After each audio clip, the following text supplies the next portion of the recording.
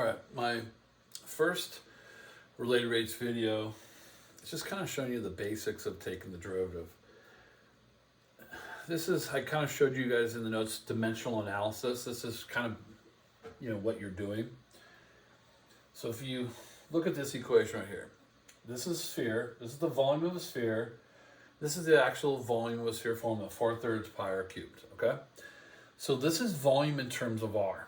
If I were to take a derivative of that, I would get dv dr, because I'm taking the derivative of volume with respect to the radius, dv dr, okay? But in related rates, we want to find out how fast things are changing, so we want to take a derivative with respect to time. There's no t's in any of these formulas, but I want to take a derivative with respect to t. So, what do? Well, I know that dv dt would equal dv dr times dr dt. Now, the reason why I mentioned these letters, I want to find how fast the volume is changing, so that's dv dt. Okay, so anything dt is the speed of that thing. So dv dt is the speed of the volume. dr dt is the speed of the radius, okay? So here's dv dt.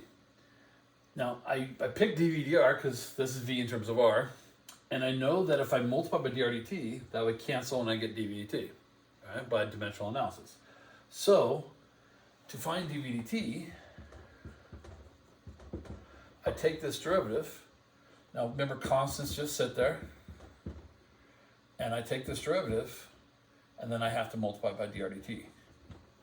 This is dv dr, which is that, and that's dr dt. All right, and that's dv dt. Then they'll give you information, and I'll show you in other videos how we get information and how we solve those, okay?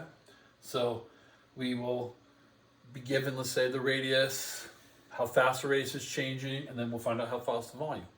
They'll give you two of the three, and you find the third, whichever one it is, all right? Let me erase this. So let's take this derivative with respect to time. So dA dt is what we're looking for. We want to know the change in area over time. All right, again, this is dA dr. So when I take this derivative, pi sits there, derivative r squared is 2r. We have to write dr dt. So if you want to shortcut, it doesn't show you a lot of knowledge, but it's how you can do this. Every time you take a derivative letter, derivative a is 1, you're going to write d that letter dt every time. So derivative a is d dt. Pi, derivative r squared is 2r dr dt.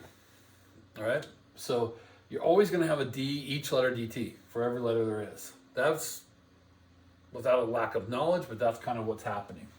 So if I take a derivative of c, dc dt, 1 dc dt, and then that equals, and the 2 pi sits there, derivative of r is dr dt. All right? And why did that work? Because this is dc dr times dr dt is dc dt. All right? All right, let's go to the cubics. All right, this is the volume of a cube, side cubed.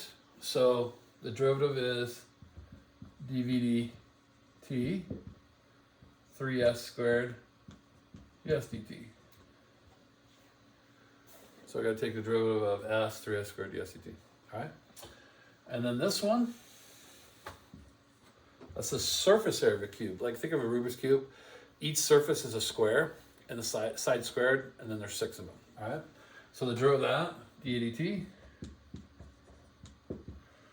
12s ds dt. All right, and that's your derivative. So this is taking a derivative with respect to time. And if I just took this derivative with respect to the letter we have, it would just be dA dr. But we want to take a derivative with respect to time, and that's what this is. So everything is how fast it is changing. So let me go to this one, because you're familiar with a circle. This is how fast the area is changing. So visualize like you're spilling water and there's a circle expanding. So we're just dumping water and just going like this, and the circle is going to expand over time on the ground. And so this is how fast the area of the circle is changing. This is like a set time. So let's say it's spilling and somebody took a picture and said, hey, the radius was 7 at this time. How fast was things changing? at that time that happened. So then we would plug in the radius at that time, and then this is how fast the radius is changing, okay? So we could find out, you know, how fast those things are changing over time by just plugging in, okay? So that's the basics related rates. That's how you take a derivative, and I'll show you some different shapes coming up and how we do those.